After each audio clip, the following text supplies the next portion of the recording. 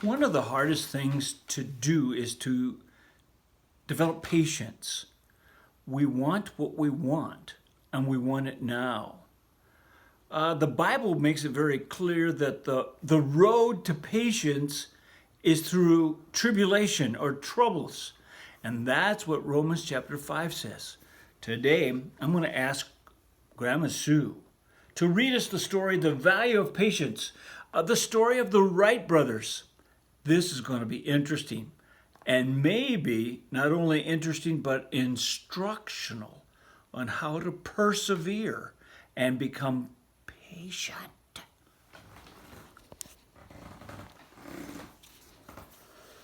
The Value of Patience, the story of the Wright brothers.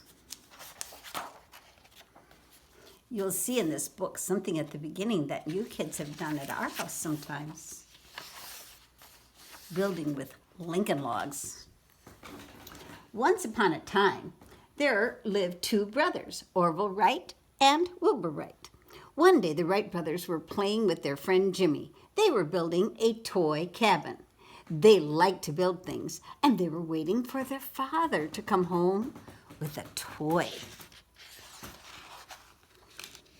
Sometimes he brings us a present, said Wilbur. I hear him coming now, said Orville. The front door opened, and in came the boy's father. He did bring you a present, said Jimmy. When he saw the odd little object in Mr. Wright's hand, he said, but what a funny present. What is it, Daddy? Asked the Wright brothers. It's a new toy, said Mr. Wright. When you throw it up in the air, it flies. It does, said Wilbur. Can we see it fly? Asked Orville. Of course, said their father. It's a little bit like a bird, said Mr. Wright, and he threw the toy into the air. It whirled up toward the ceiling. It was a bit like a bird, but only a very little bit. When it hit the ceiling, what do you suppose happened? That's right. It came crashing down to the floor again. The Wright brothers felt very sad when they saw that toy fall. It flies, but not very well, said the boy's friend Jimmy.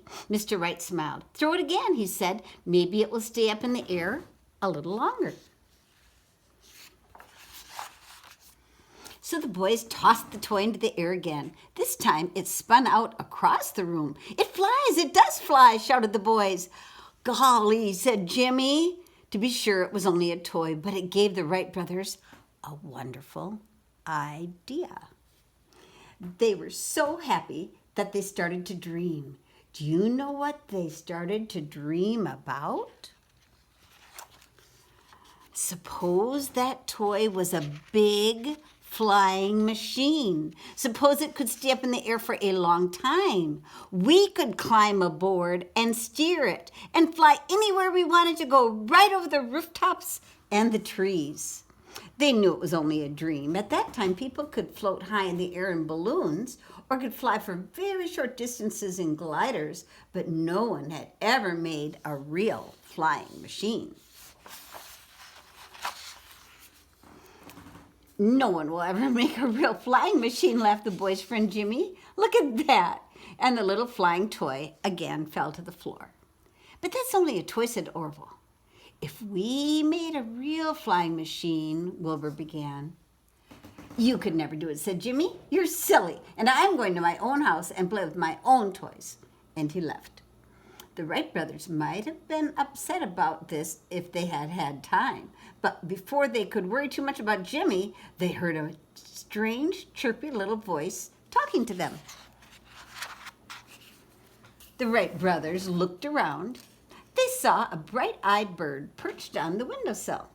Then they pretended that the bird was talking to them. I wouldn't pay too much attention to your rude little friend, the bird said. There really are some things that can stay up in the air for a long time. Take me, for instance. I fly much higher and much longer than any little whirly toy. You can build a flying machine if you take your time and if you build it like a bird. I will even help you. I'll be your best friend.